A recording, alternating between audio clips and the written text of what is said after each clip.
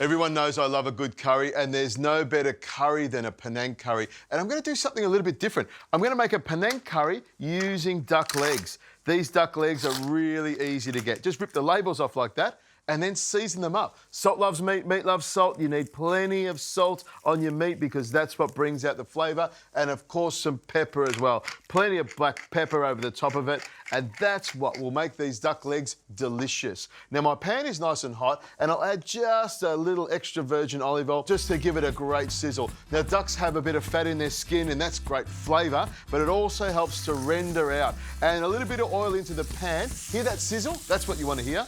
A little bit of oil in the pan helps to get that rendering going.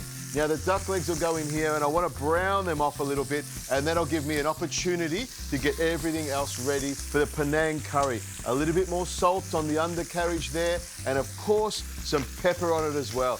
You can hear that sizzle, you can see it. Garlic, onion and ginger already sliced, ready to go. In that goes, and the sizzle's already happening. Now, curry leaves, one of my favourite things. If you happen to get some of them, you just grab a branch off like this and just carefully pull the leaves off with your finger. Drop them into the curry and let them fry off with the onion and the garlic and the ginger. As soon as you put them in there, you get a great flavour. The entire house will smell like curry once you put them in there. And in fact, your neighbours might even smell it and jump the fence and come and get hold of some. Now we need a bit of heat, and I've got some chilies. I've got 3 chilies here, 2 red, which are really hot, and 1 green, which is extra hot. And I'll cut them all the way through this, right up to the cap. If you want to, you can take the seeds out of it and cut them nice and small. But my curries, I like them nice and chunky. A few kaffir lime leaves, in they go as well, and coriander. I've made sure I've washed the coriander really, really well, and I'll cut it up to about 4 or 5 centimetres from the root. Make sure if you're using the root, wash it really, really well, because that's where the dirt will be. I'll pop this aside. In goes the coriander, and you can smell the flavour is coming together beautifully.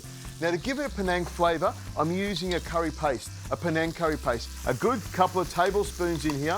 In fact, I'll use the entire jar because I want this jam-packed full of flavour.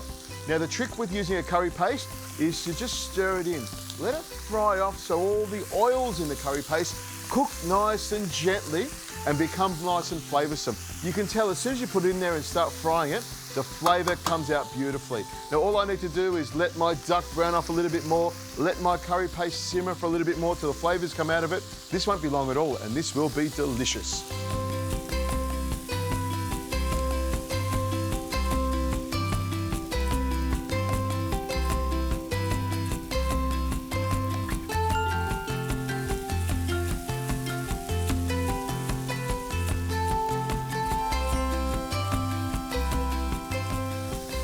This is coming along beautifully.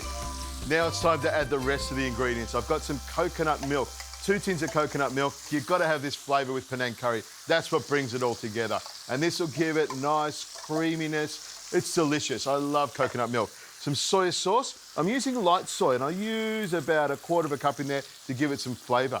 And some caramel sauce. I like my Penang curry to be quite dark, so I add about 1 tablespoon of this thick caramel sauce. It doesn't have a lot of flavour, but it makes it nice and dark, and that's what it's all about. And some chicken stock, a good splush of that in there, about 1/2 cup in there, and some sugar. I'm using coconut sugar to give it some sweetness.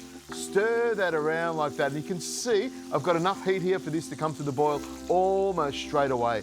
Now the duck is all sealed off on each side, and I'll just carefully take the duck and snuggle it into the curry. As the duck cooks in the curry, it'll soak up all those flavours. The sauce will thicken up nicely and absorb the flavour of the duck as well. And the fat here, I don't let any of that go anywhere else, but straight into the pan. The fat will give it so much flavour. I don't want to waste anything. Now this has come up to the boil already, and I'll know the duck is cooked. In about 1 hour and 20 minutes, I'll get a fork, and when the meat comes off the bone, it'll be fantastic. Into the oven we go.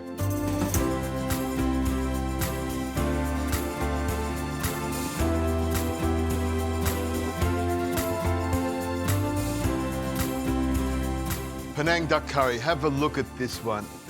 The duck is cooked all the way through, and the sauce You can tell it's a good curry when that oil rises to the surface. You might think that oil, we don't want to eat that, but the oil is the best part. A little bit of that sauce on the top there. You can see all the curry leaves in there and a little bit of chili on there as well, and that spring onion. And then a little bit of greenery on the side there to make it look pretty. It looks gorgeous, doesn't it? And you could have this with rice, naan bread, or just on its own. And all you need to do is just pull it apart. And this is how I know the duck is cooked. A little bit of a push like that, and it comes off really easy. That's the trick to knowing whether your duck's cooked all the way through. A little bit of fat on the outside, that's where the flavour is, and that sauce has gone all the way through the duck. That takes me straight back to Penang. The flavour is incredible, very simple but subtle. Lots of curry in there and just a little bit of spice. That is a perfect curry and a perfect way to cook duck.